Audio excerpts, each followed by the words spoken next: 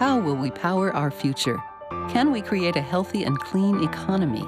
Climate One at the Commonwealth Club is at the forefront of the global debate about energy, economy, and the environment. Bringing together the brightest and most provocative leaders of our time, Climate One is the place where big ideas get heard. With thoughtful and insightful discussions on policy, business, science, and culture, Climate One founder Greg Dalton gets to the heart of the matter. It's our future. It's time to come together. Today on Climate One, we're talking about building cities that can weather a climate shock. Also, we discuss drilling for oil in the Amazon and the Arctic. First, we talk about giving Bay Area consumers a choice of where they buy their electricity, coming up on Climate One. So I'd like to start with Don Wise. Why did Marin embark on this path to make its own energy to run the hot tubs up there? Well, the reason that we went to all this trouble, and it was a lot of trouble, was climate change. We had a lot of elected leaders in the cities and towns around Marin County that were very concerned about the impacts on climate change. We conducted a GHG inventory, or greenhouse gas inventory, in the late 90s and set a target for greenhouse gas reduction that was pretty aggressive. And then we set out to determine how we could achieve that goal. About 45% of our greenhouse gas emissions come from stationary sources, buildings, homes, and businesses. And we only had one choice of power supply. At that time, it was less than 12% renewable. The rest of it was fossil or nuclear or large hydro. And we went to our supplier at that time to see if we could have another choice for a greener supply mix. And because that wasn't an option, we looked to see what other options we might have to change that piece of our contribution to climate change. And around that time, there was a bill, AB 117, state legislation, enabling community choice. Community choice is a state initiative that allows local governments to become the power purchasers for their communities. Well, this sounded like a pretty good idea. How much have you really saved? What climate impact have you achieved? We've been able to reduce greenhouse gas emissions dramatically. And in fact, the most recent year that accounting is available, our greenhouse gas emissions are 17% lower than the incumbent utility. And it's having a very big impact. It's also resulting in a lot of new renewables being built around the state of California. Just in the last year, we had a 20 megawatt solar facility come online last December. This year, we had a 23 megawatt solar facility come online and a 99 megawatt wind facility come online. Within our service territory, we're building a 10.5 megawatt solar facility at a brownfield site in Richmond, which is part of our service territory. And we are going to see a lot of local jobs. It has a 50% minimum threshold for local hire for that project. And we have about 9 other local projects within our service territory that are being developed right now. Jeff Cyphers, you're sitting up in Sonoma, looked at this and said, we're going to do it too. So why are you doing it, and how are you doing it differently in Sonoma? We started to realize that demand reductions, that's how much power you're using and when, that matters as much as where your power is coming from. Because if you want to cut carbon out of the grid and you want to have a sustainable future, you got to look at the sources, of course, but it's really not how much renewables we add, it's how much fossil we turn off. That's the goal. Adding renewables itself is a tool, but it's not the goal. So when we realized that, it broadened how we were thinking about things a lot. Matthew Friedman, is this a good deal for consumers? Your organization is often focused on consumer advocacy, good deal particularly for lower income people. Are these things a good deal for consumers? Well, both Marin and Sonoma are offering very economically competitive alternatives to PG&E. So when customers are switching, they're either staying the same or they're even saving money on their bills. But I think what customers really want to know is, does their choice end up being meaningful? Does the decision to switch providers result in a change in the way that power is produced on the grid? Are there actually less carbon emissions? Is anything different because you made this choice? I think there the jury is out. There's a lot of talk about reducing carbon emissions or percentage of the portfolio coming from renewable resources. But so far, the vast majority of the transactions that have been done on behalf of customers of community choice aggregators have been short-term transactions from existing facilities that haven't actually changed any of the output on the system. So the long-term question for community choice aggregators is, Does the grid look different because they're there, or is this just an exercise in folks taking credit for stuff that's already happening? And that's the open question. Are you making new things happen, or are you just taking credit for things that would happen anyways? We are absolutely making new things happen. We have a list available on our website, and I've got some copies here of 26 new renewable projects that we're buying power from. These are all projects that didn't exist before we were there to buy them.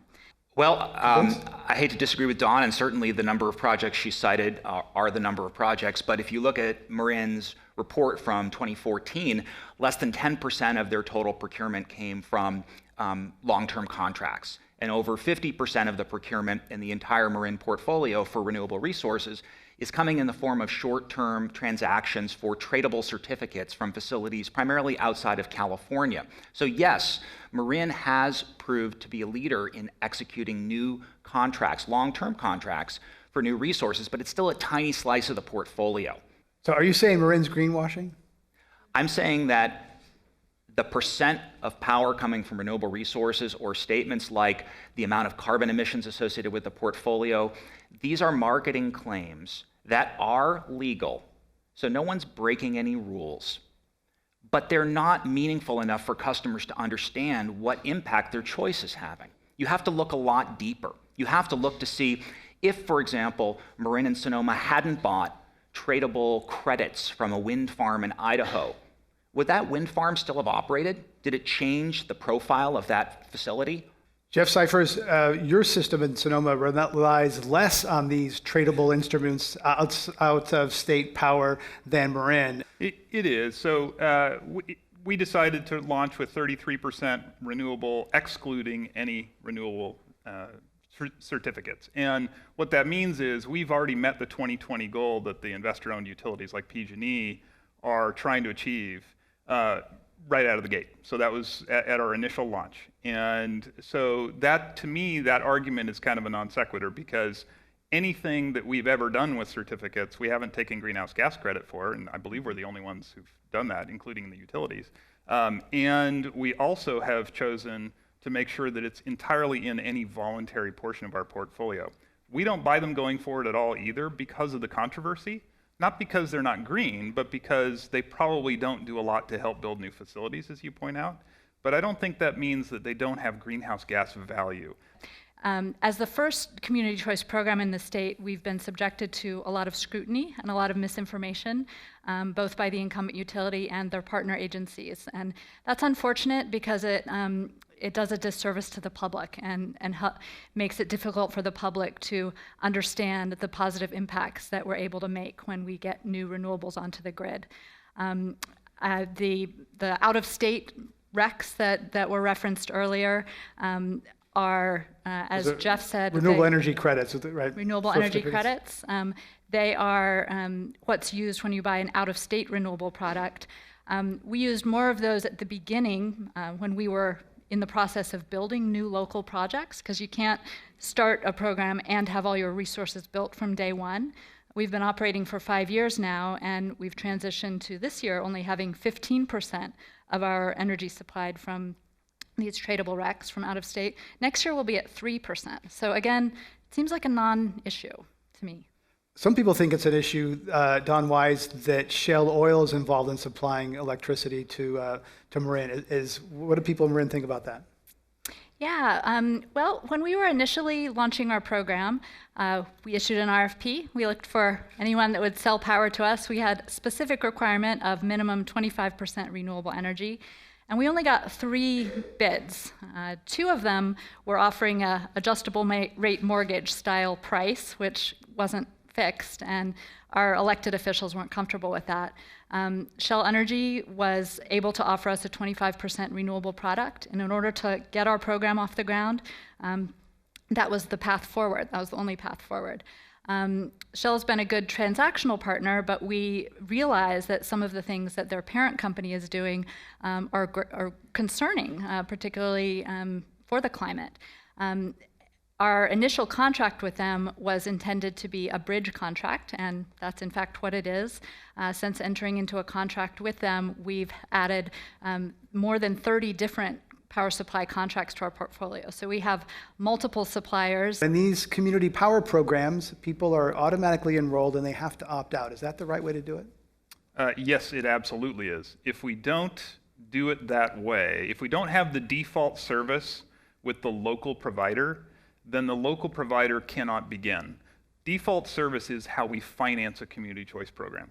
So if you don't own default service and the local folks don't control that, you can't go to a bank and borrow money, and you can't buy energy. Matthew Friedman, you got a problem with opt-in, opt-out? No, I agree with Jeff, actually. If you don't have the current system where customers have to affirmatively opt out, local power is simply non-viable. Just the transaction costs of identifying, marketing to customers, signing them up, they're prohibitive. It can cost several $100s for every small customer that you bring onto your service. And put it in perspective, everyone was defaulted into the distribution utility called PG&E. They had no choice to leave.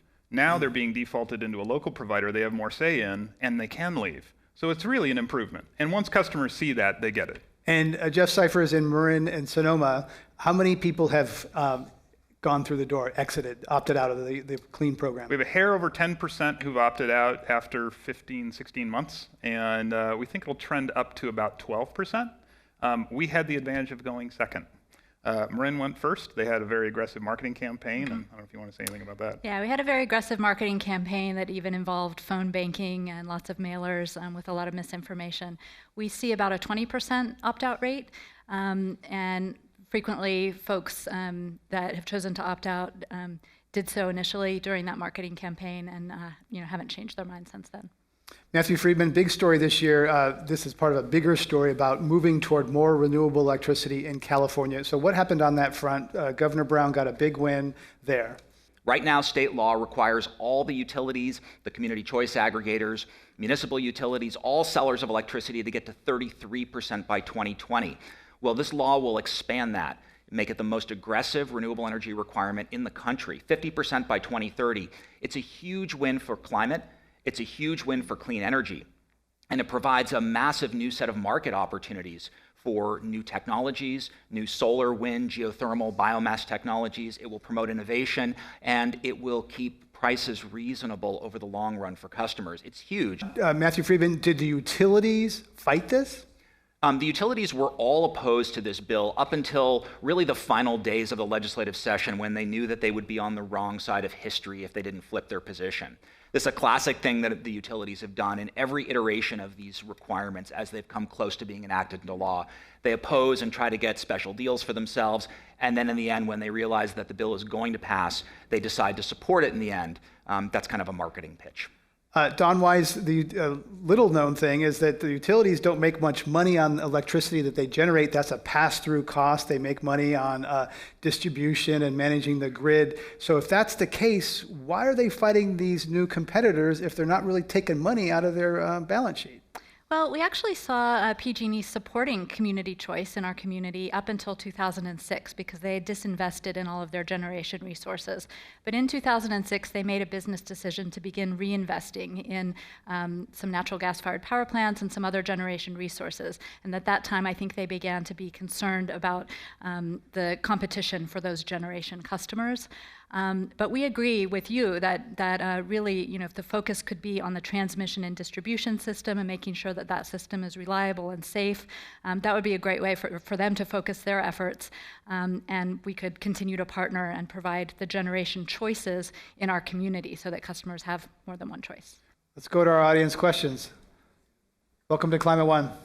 Hi, I just wanted to know if you find that there's an internal conflict between all the work that you're doing in Marin and Sonoma for energy efficiency work and the fact that you essentially need community aggregation. The more power that you purchase, the stronger you are. We think that energy efficiency is really important, and as a local government agency that's a not-for-profit, we don't need to buy a bunch of energy and resell it in order to exist. If we end up getting to a point where all of our customers are zero net energy, we can buy less energy until we get to that point, and then we can retire and have a great vacation, which would be a great outcome for me anyway. I think that the energy efficiency programs that we're currently running have really focused on affordable housing and the small commercial sector, but I think there's a lot more that we can do as far as automation and shifting load to different times of the day where customers can really take advantage of when there's a lot of extra power on the grid, when there's a lot of renewables being generated, and even out the load that we see during the day. I think energy efficiency is a big piece of the puzzle, and we're spending a lot of time and energy on energy efficiency. So oil prices have stayed low for more than a year, and it seems like it will stay for another year given the global sort of recession going on. Obviously, US is doing well, but there is a supply of oil and not so much demand for it because economically the world is quite weak.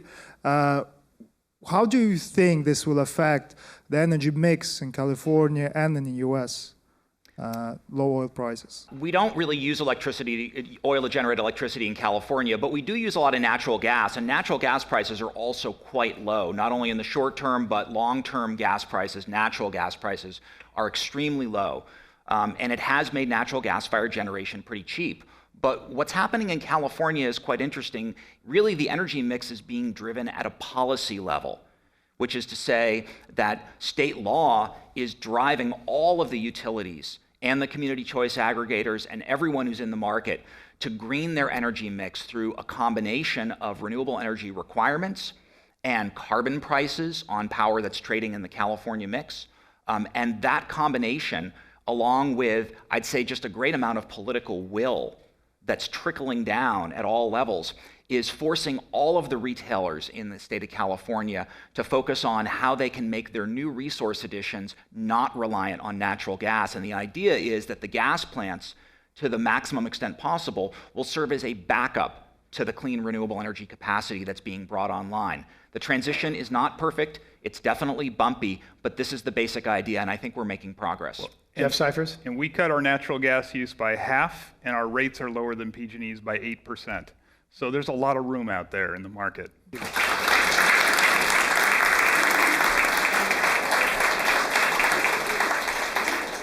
Up next, drilling for oil in the Amazon and the Arctic.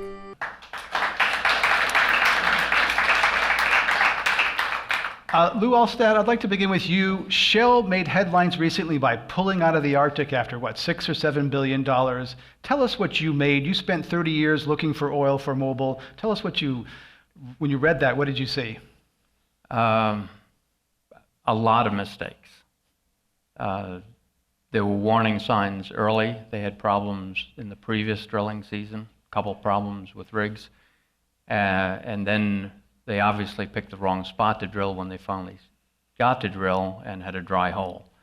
So that money is pretty well shot, and I think it is probably going to push back drilling in the Arctic for 5 or 10 years. People are going to think really hard if a company that is as good as Shell is, they're pretty good at what they do. They're very good at what they do. If they can blow it that badly, I think it's going to push things back a number of years. Was it low oil prices, regulation, kayakers in Seattle? How did they play a role? Short-term oil prices, I think, had nothing to do with it. These things are long-term projects. They have to be based on long-term view of what oil prices would be and whether they would bear the cost. But the costs there are very, very high. And I think with the problems that they had, people are going to be thinking that the costs are even higher. So that's the big problem. I think the kayakers in Seattle probably got a lot of attention. It probably upped the ante, and I think that kind of activism does up the ante for companies in talking to their shareholders and their boards of directors. Daniel Fugero, the stock price of oil companies is largely based on their ability to find new oil, replace today what's burned yesterday. So tell us your take on the Arctic. I mean, really, those companies are just going to go find it somewhere else, aren't they? Well, that's the question that we as shareholders ask companies. What is the cost of the next barrel of oil? And what we're finding and what we see is that the next barrel of oil is more costly. And when you have to go to far-flung regions like the Arctic or deep sea or even shale oil, the costs are increasing. And so we're asking companies, does it make sense to invest the next dollar in this type of high-cost, high-carbon resources in a world that 80% of the oil or the fossil fuels need to stay underground. And so that's a question that shareholders ask of the companies. What makes sense in these circumstances as global warming emerges as an increasingly likely policy scenario in terms of taking action? Should the companies be investing their money there? Should they be returning the investment dollars to shareholders? Renee Ortiz, there have been some retreats in Ecuador, your country, where Shell went in, planned to do some things, and they retreated, but those companies can either come back later or find it somewhere else. This might be, environmentalists might take a short-term victory for this, but the world is still addicted to oil, and they're going to get it somewhere. Yes, in fact, the world is addicted to oil. And what we see, the projections to the future is that alarming, in my view, because on the one hand, you have the OECD countries doing a good job. The developed economies, the developed democracies. Economies, they all talk about almost a flat growth on energy consumption on these developed economies, which means they are becoming extremely efficient, and that is good. However, in the same scenarios, you could see the non-OECD countries, which are more than the 2/3 of the entire world, planet population. That's the Organization for Economic Cooperation and Development, OECD. Okay. Yes, they are climbing almost exponentially, to the extent that by according to those scenarios, by 2025, 2030, the world may need production on the order of 110, 111 million barrels a day. From where we are, which is 92, it's almost 20 million barrels extra. So, in my view, these technological advancements that the world had seen, particularly coming from the OECD countries, the developed countries, it's got to come downwards to the road in order to actually achieve what we were looking for, which is a less and less fossil fuel consumption economy. Let's ask Leila Salazar Lopez. There's a lot of oil in the ground in Ecuador, in the Amazon. You think it should stay there, but couldn't some of that extraction help the people in the local economies there, if it's done properly, if it's done well?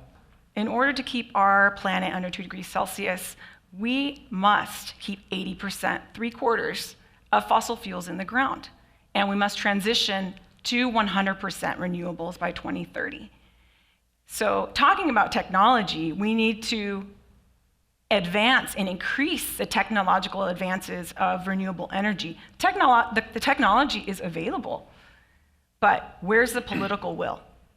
We need our global leaders, our local leaders, all of us, need to push for and advance renewable energy technologies and kick our addictions to fossil fuels.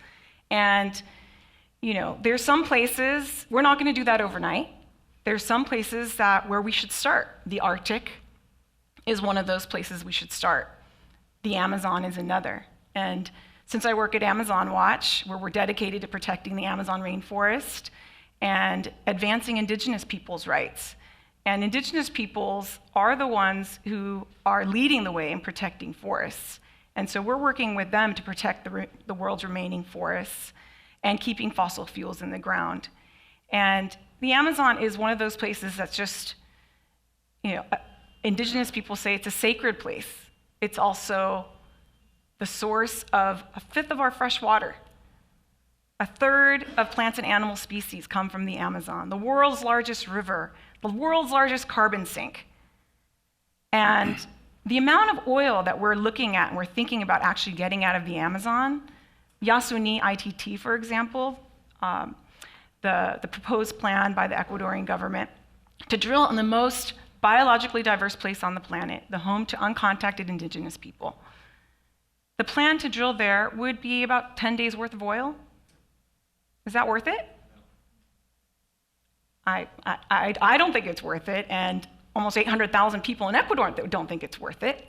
So, and the planet definitely cannot afford for that to happen. And Daniel Fugere, you work inside companies trying to pressure them to think about these things, move in that direction. Tell us about some of the recent resolutions inside oil companies, looking at their risk and their future profits. Right, so shareholders have been asking these questions. If you've got Saudi Arabia that can drill at $10 per barrel, why would companies like Shell go into the Arctic and drill for $100 per barrel oil? And these are incredibly important questions. And so these are energy companies. Are they energy companies or are they oil companies? Right now they are oil and gas companies. And this could be like Kodak, who, went under because it did not change. And so these companies have to grapple with their situation. They're the highest cost producers. Every barrel is going to be high cost. So that drives the market for renewables. Renewables are increasingly lower cost. We're starting to see renewables leapfrog. You were talking about developing nations, and what are they going to do? Well, they're leapfrogging fossil fuels. They're heading to solar. Leila Salazar-Lopez, I'd like to ask you about the strategy for the environmental movement is often to attack supply, to try to keep it in the ground, to go after the companies. That didn't work so well for the war on drugs, to try to keep it down south, not coming into the United States. As long as there's demand, someone's going to meet that demand, and maybe the price goes up. So I'd like to question you on the strategy of attacking supply rather than looking at the demand side of energy. Well, it is about supply and demand, but if we have to think beyond the short term. We have to think in the long term. I mean, we need to think about, what has already resulted from, 150 years of industrial development and dependence on fossil fuels. The first thing I can think of when I think of, our dependence on fossil fuels and the Amazon, I think of Chevron. I think of Texaco in Ecuador. I think of the legacy, the toxic legacy that this company left in the Amazon. This is the company that set the stage for how oil development should be done, not only in Ecuador, but across the Amazon. And this company intentionally, deliberately violated industry standards, went into Ecuador, and drilled and dumped 18 billion gallons of toxic wastewater into unlined pits. Now there's a toxic legacy that remains to this day. And this company, says that it'll fight this until hell freezes over. This is a company that says they use best practices. They will use, top industry practices. They have policies to avert destruction. And the reality is there is no real safe way to drill in the Arctic or the Amazon. There's something called equitable origin, and that is sort of a certification, the idea that oil can be green, sort of like we have LEED buildings that are certified, or fair trade coffee. There are 2 fields operating in Colombia that are certified. Can this oil be done responsibly with best practices for the time remaining that we're using oil? Well, I believe, and we believe at Amazon Watch, there should be international standards that are abided by. Right? So Equitable Origin is working towards standards in the oil industry.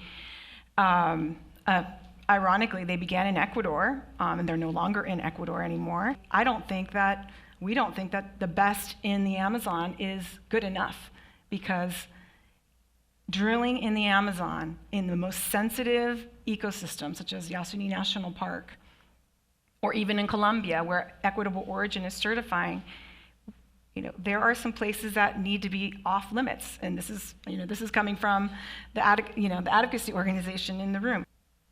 Lou Alstead, is it true that the industry doesn't have a great record sort of raising the income levels and economic development of areas where extraction happens? A lot of the money from Nigeria goes out of the country, and the locals don't benefit other than they get some pollution and maybe a few jobs.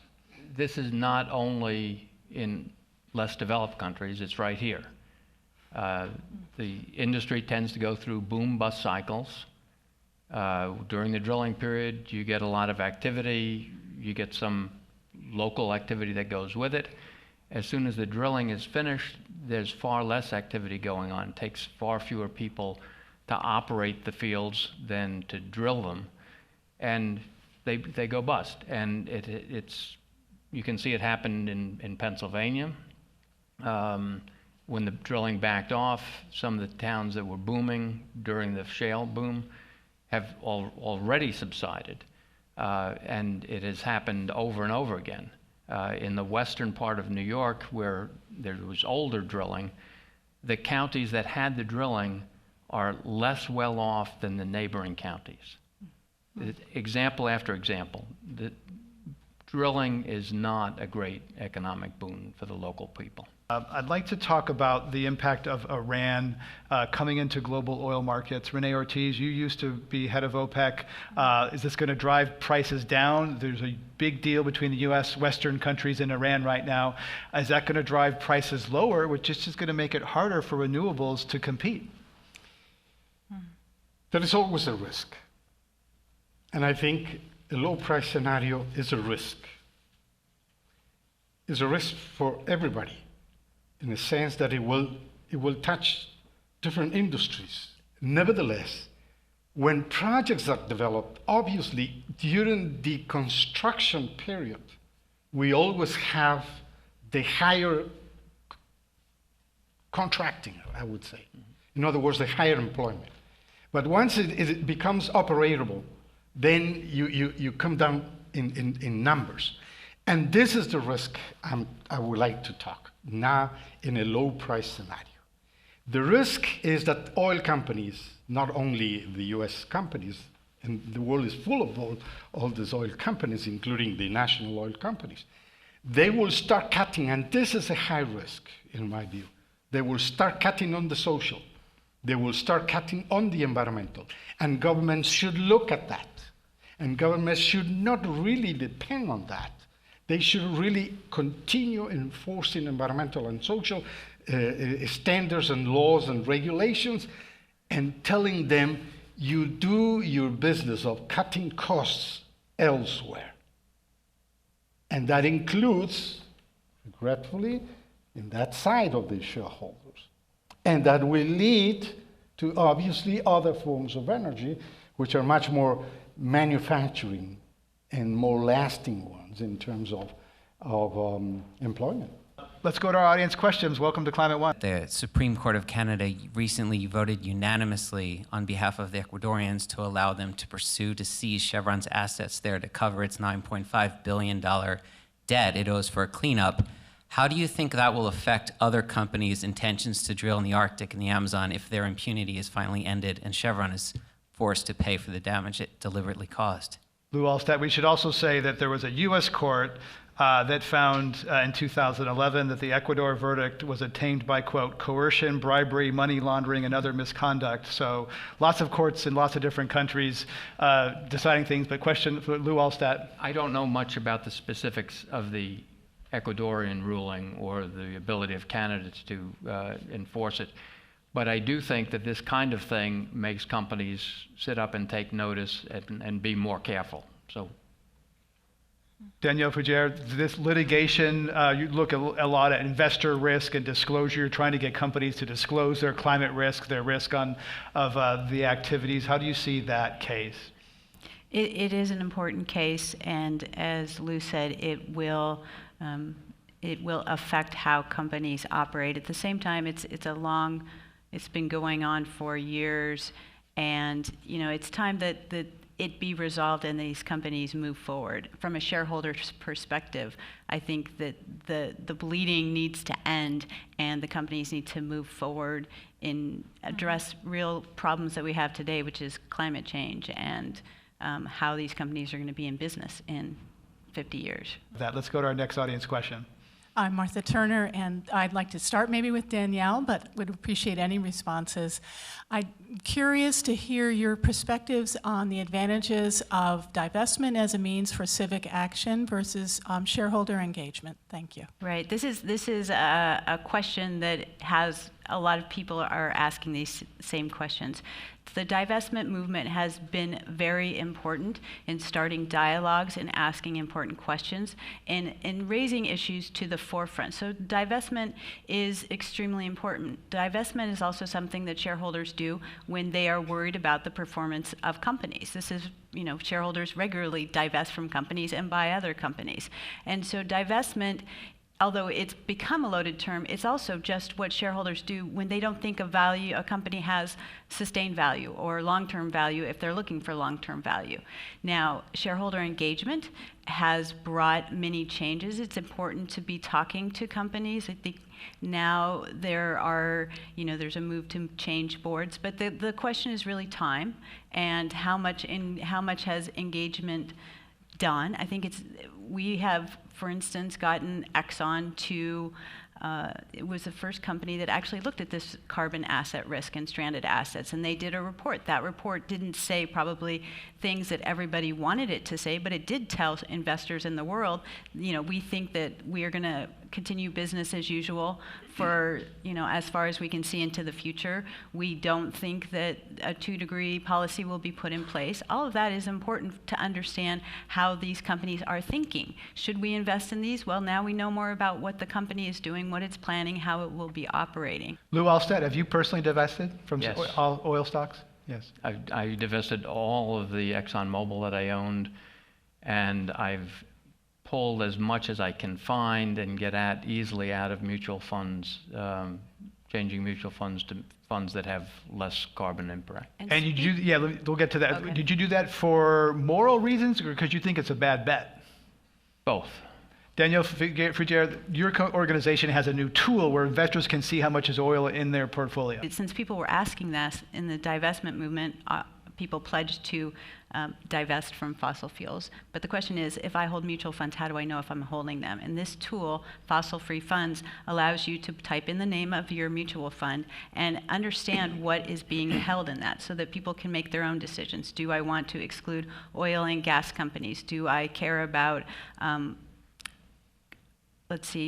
coal companies? Do I care about electric utilities that have coal-fired power? So this is just a way to look into what you hold and to take power over what you want to hold, and it also it will give you a list of those that are actually fossil-free according to what you define it as, the parameters you set. Fossilfreefunds.org.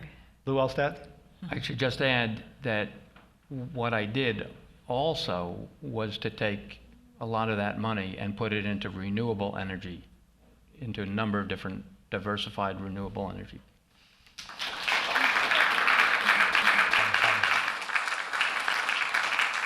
Up ahead, building climate-strong cities. Thank you all for coming. Laura Tam, look around the Bay Area, 9 counties. What are the vulnerabilities and risks for climate-related severe events? Well, there's many different types of climate-related events that we all have to prepare for. There's extreme heat. We're expecting the range of temperatures by the end of the century to be 4 to 7 degrees higher than they are today. There's more extreme wildfires. There's sea level rise. There's extreme storms and flooding, which we may get a preview of this year with expected El Nino. And there's the drought that we've been having for so long in California as a preview of changing rainfall patterns. Now, Malloy, some communities are more vulnerable than others, and a lot of times it's the poor communities that are in lowlands near the bay. Mm-hmm. So tell us who's most at risk.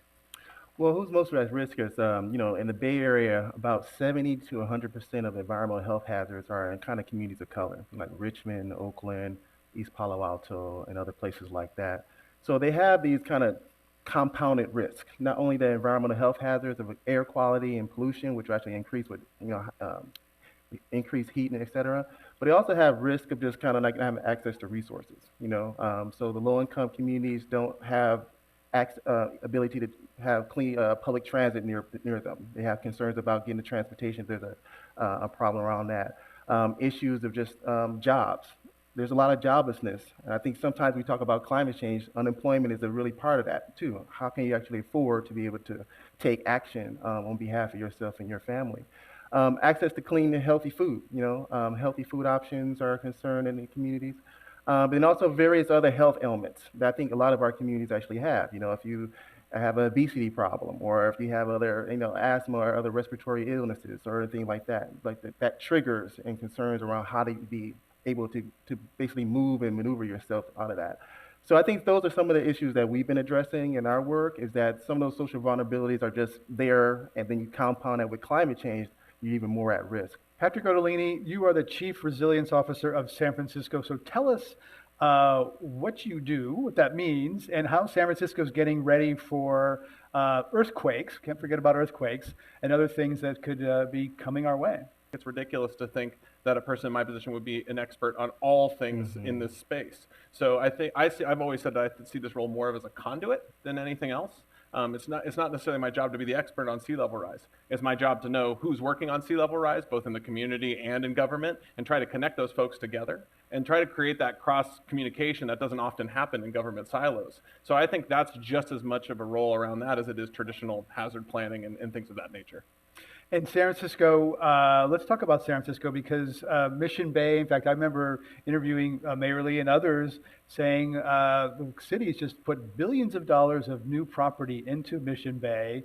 It's landfill, it's close to the bay, and yet no real scientists, or the city doesn't really know, what are we planning for? How many inches of sea level rise by what year? So how can the city, what's the city assumptions, and what are we planning for, Patrick Ottolini, in terms of sea level rise? My great-grandfather worked on the railroads in Mission Bay, and there was a reason why there was not buildings there. There was local flooding all the time. It's a bunch of mud, but also you saw the private sector start to respond during the development boom out there. You'll almost never see a basement in Mission Bay. Almost every single building is a slab on grade with piles that go down anywhere from 75 to 150 feet. You also saw some innovative things that you've never seen in building in California. People are starting to put the emergency generators on the second floor instead of the first floor. And these are all wise decisions, but they're completely voluntary at this point. So I think the big challenge in front of us for sea level rise is to figure out what makes sense to mandate for, say, new buildings, but also that doesn't really do us a lot of good when most of our cities are already built out. We have to come up with a comprehensive strategy to address existing buildings. And that, in my mind, is the more complicated issue. How do you take an old building and start to adapt it for sea level rise? It's a lot easier said than done. Lord Tam, one of the missing links here is clear numbers from the scientific community, because scientists have ranges of maybe it'll be this much, or maybe it'll be that much. We're not really sure. Depends on how fast Greenland melts, et cetera, et cetera. So there's scientific uncertainty, and I've talked to developers who say, give me a number, I'll build to that. Yeah, but they can't get a hard number from science. So does scientists need to change, or tell about that tension and frustration, getting a clear number from science? Well, I think that, there is a lot of uncertainty around the trajectory of climate change, and a lot of it depends on how good we are as a world at controlling greenhouse gas emissions. And we'd like to stay optimistic and hope that maybe we can control it to a level where, like, the baseline of sea level rise only reflects the emissions we've already emitted, and that's maybe 4 to 6 feet of sea level rise. But I think that, there is a lot you can do even within the level of uncertainty that we have. You can adopt a more conservative standard, and you can do scenario planning. So developers can say, what kind of thing are you building? Is this a thing that's going to be there in 10 years, in 50 years, in 100 years? Depending on the lifespan of the asset or the thing that you care about or you're building, you can design for ranges of sea level rise that we may expect to see by that time. So if you're building, say, a kiosk at a waterfront park, you maybe don't have to build in 4 to 6 feet of sea level rise plus another 4 feet for a storm surge, because you can rebuild that thing rather cheaply, or it's not that important. If you're building Treasure Island or the Bay Bridge, you want to think longer term, and you have to be able to respond to a range of scenarios. And I think developers are starting to get a lot smarter about that. And you see in various projects around the Bay, people trying to manage for a range of potential future scenarios. Let's talk about what each of you are doing and what an individual can do to be ready for resilience. You know what? Having an emergency kit is actually just as important as me knowing my neighbors across the street. Those social bonds and those connections that we have in our community are really what get us through. Yes, having supplies is important, making sure your foundation is bolted and your house has been retrofitted. I mean, these are all very important, very real steps. But I think this focus, when we start to message it in that way, you can turn people off. Heat's a big one. We've had some hot days. 2015 will likely be the hottest year on record on Earth. Niall Malloy, in 2006, there was a heat wave in California, 126 deaths. 2 deaths in the Bay Area that were suspected to be heat related of men in their 40s. So it's not just elderly people. So a lot of people don't have access to air conditioning. So what's going on in the communities you're in touch with to get ready for heat that's going to get hotter? Just thinking about social safety nets. In African American communities and other communities, there's a church. And so people have been trying to figure out how you create cooling centers in a community so people can actually go to. Physically getting there, having a cooling center in a community, using a church or a school, some kind of space around that so people can cool off. Another thing is just like stay hydrated, a lot of water, get out your homes, get a fan. People always want to solarize their home, all the different type of things they use, fans and everything to cool down. There's also been conversations too to pretty much just try to figure out who has AC in the community.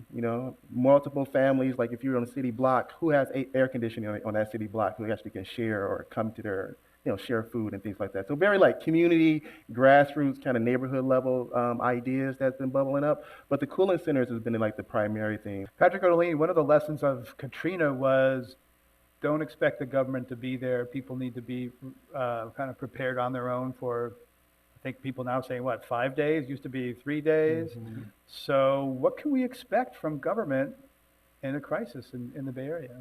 I think of, my team and I were just back in New York last week looking at some of the recovery efforts from Sandy still.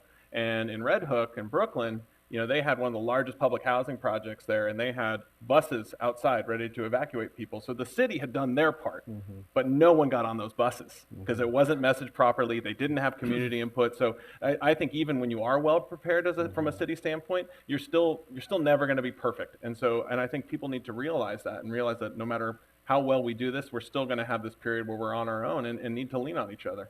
Laura Tam, resilience also has some upsides, lots of good things, positives can be created. One example is restoring wetlands, which are natural bumpers and buffers that can protect from storm surge and actually restore ecosystems. So tell us about some of the ways that if this is done right, that there's some really positive things could be done. It's not just about less bad. Yeah, absolutely. I mean, resilience looks like a better city where more people can afford to live there and have better health and all the good things that you'd want to see. We would have greener streets. We would have more trees. We would have wetlands that are sustained on the shoreline.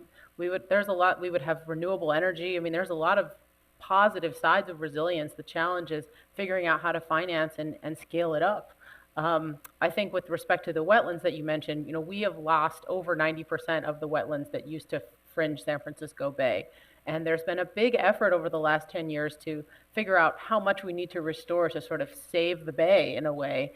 And more recently looking at the impact of climate change on those wetlands, it looks like we have to speed that restoration effort up quite significantly. And we need to buy many more thousands of acres and restore them to tidal function if we want to maintain the bay's adaptive capacity. There's seismic, there's a seawall underneath San Francisco's waterfront. Is that as strong as it should be for earthquakes and sea level rise? Absolutely not. I mean, we happen to be sitting a couple of 100 yards away from what I consider the Achilles heel in San Francisco. We have a seawall that most people don't even know about because you rarely see it, and it runs pretty much from Aquatic Park down to AT&T Park. And it's 100 years old. It's not ready for an earthquake. It's not ready for sea level rise. Even now, and when we have some of our king tides or big storms, we see inundation on the Embarcadero. It's got every major utility passing through it. Oh yeah, and it's also got the BART Transbay too that takes hundreds of thousands of people in and out of San Francisco every day. So I mean, if you talk about one piece of infrastructure where we start to see it hit every box on the hazard list, it's our city's seawall. How much does it cost to fix it?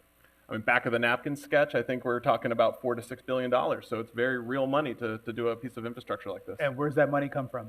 Well, I was hoping we were going to get a grant from Climate One, but I know. yeah. Right. Over 20 years. Yeah. Over 20. Yeah. Lord Tam, there's a term called managed retreat that people talk about, looking out for sea level rise and storm surges. And the idea is that some places will be defended and some places will be abandoned. They're gradually, we can't afford to protect everywhere. So are some communities going to be protected more than others? That's a great question. I don't think we've solved the question of there's not enough resources to protect everyone. I don't think we've gotten to that point yet.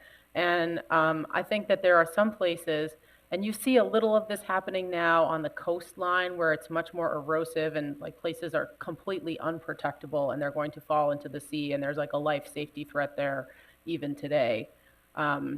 Where that's where managed retreat is a sensible tool now because you can't protect it. There's nothing you can do in the face of the ocean.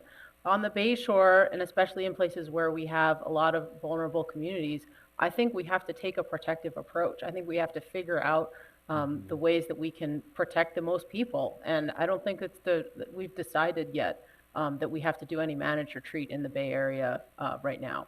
But Niall Malloy, already there are people in the Central Valley who are walking away from their homes because there's no water. Right. And that's affecting property values, and that's happening now.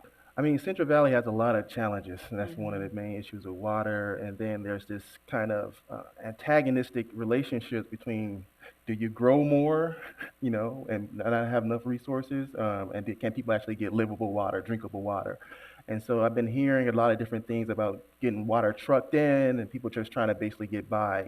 They have showering centers. People need to go to take a shower. They have not running around in their homes. And so that manageable retreat thing is kind of happening because there is this thing of there's a reality that I think we're starting to feel with the climate issues that are there resources for these areas, Central Valley in particular. So I think there's going to be an ongoing conversation. They're trying to figure out how do we get more resources from the state to come to Central Valley. Patrick O'Neill, how about in San Francisco? You have to assume that downtown's going to be protected. There's a lot of money and power here, but other parts of the city going to have to make some tough choices, even within the city, about areas, who gets saved first, who gets protected first, and who's at the end of the line. I think managed retreat is never going to happen in San Francisco when you see the kind of property values that we have today. I think it makes too much sense for people to hang on to that no matter what. And so I think that looks very different. I also think that you layer over something like that with an earthquake. That's where I get scared. That's where you see what happened in New Orleans. Laura Tam, we've been talking about kind of not enough water and droughts and heat. I want to talk about if El Nino continues to materialize in this weather year and there's too much water, what set of issues is that going to bring? We've been used to sort of not enough water. Talk about too much water. So assuming that we do get more storms and there's too much water, there is, where the rubber's going to meet the road, so to speak, on that problem is along the bay where a lot of the waterways meet the mouth of the bay. That's where the flood control channels hit the sea. And oftentimes you have to deal with two problems at the same time, getting stormwater and rainwater out of places. Meanwhile, the bay is surging because we're having a storm surge. So you have a hard time pushing that water out. So, I mean, a lot of things can be done right now to prepare and anticipate that this kind of flooding could happen. There's, lots of places need to have the flood control channels all over the region are full of trash and debris and vegetation and trees and stuff that because people they've been able to neglect them for the last few years. Those things need to be cleared. There's also a lot more that we could be doing over the long term to try to withhold the rainwater further up in the landscape and in watersheds through green infrastructure and other treatments to the streets that enable us to sort of reduce the flow that's coming out the flood control channel. So we can't really implement that very quickly this year, but again, we can work on the flood control channels and making them as clear as we can. And in some places, like in East Palo Alto, they're talking about putting up inflatable dams along the creek for extreme events. What's either a place where something's happening really smart, where there's really progress being made, where you can say, that's where we need to go. There's an inspiring person or direction. Well, the Richmond Greenway is kind of an old train track that actually been developed out, and basically is a lot of community-based organizations are pitching in. They are growing food. They have bioswales. They're talking about climate change. It's youth-ran, youth engaged, and they go through training and curriculum. And the core aspects of it is about how to be more resilient, how to make Richmond more resilient, and use this as pretty much a pilot site of what actually can enable it to be happening in the community. And so it's just really getting a lot of life of itself, working with city, government, the health department, and nonprofits. And they recently got some state funding, some Prop 84 dollars to help streamline that project for the next few years. And so it has a lot of energy. And then they also are thinking about how to incubate other ideas. Like they're talking about building cooperatives and community development projects, spinning off of this. So it's kind of like a kind of visionary project, but it's also building out the hands and, you know, building out the basically hands-on ability for young people and families to really play a role. So it's very intergenerational. And they've been having a lot of kind of training there, and the city of Richmond is actually doing their climate action planning processes.